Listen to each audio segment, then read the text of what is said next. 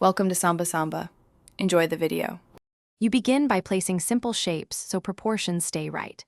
Draw a large oval for the body and a smaller circle, slightly overlapping for the head. This gives you contact and balance. Once done, add a vertical and horizontal guideline on the head to locate eyes and nose accurately.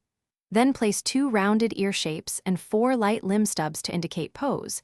These rough marks speed the next steps and prevent scale mistakes. Now you refine lines so the panda reads clearly.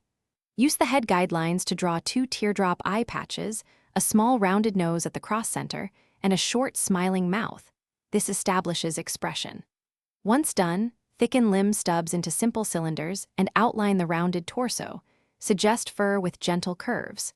Make sure to erase overlapping guidelines lightly so forms remain clean, and step back to adjust sizes if the head or limbs look off. Finish by locking in values and texture so the panda feels solid.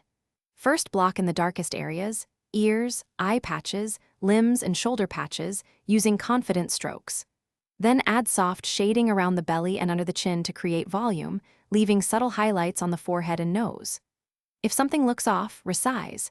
Reduce the head or enlarge the body by 10 to 20%, redraw outlines, and reapply shading. This fixes most proportion and balance problems quickly. Thanks for watching. Consider subscribing if we helped you.